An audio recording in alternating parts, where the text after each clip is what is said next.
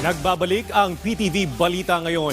Inatasan ng Department of the Interior and Local Government ang lahat ng local government units at mga tanggapan ng ahensya ng agarang alisin ang mga pangalan, imahe at anumang pagkakahawig ng mga public official sa mga proyekto, programa, aktibidad at ari-ariang pinondohan ng pamahalaan.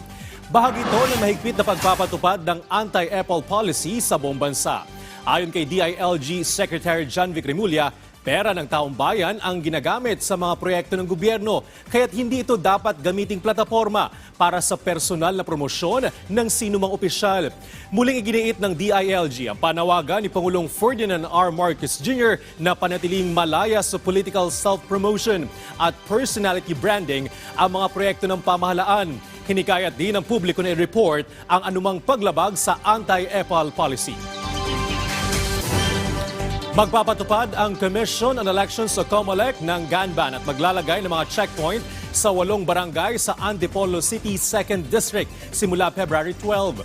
Ito ay kaugnay ng nalalapit na special election sa March 14 upang mapunan ang bakanteng pwesto sa Kongreso na iniwan ng pumanaw na si dating Congressman Romeo Acop.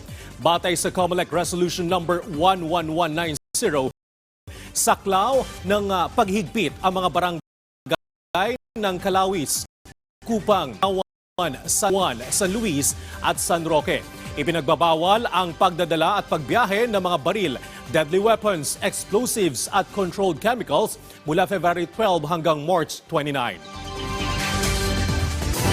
At yan ang mga balita sa oras nito. Para sa iba pang updates, i-follow at i-like kami sa aming social media sites sa PTV PH. Ako si Bernard Ferrer para sa Pambansang TV sa Bagong Pilipinas.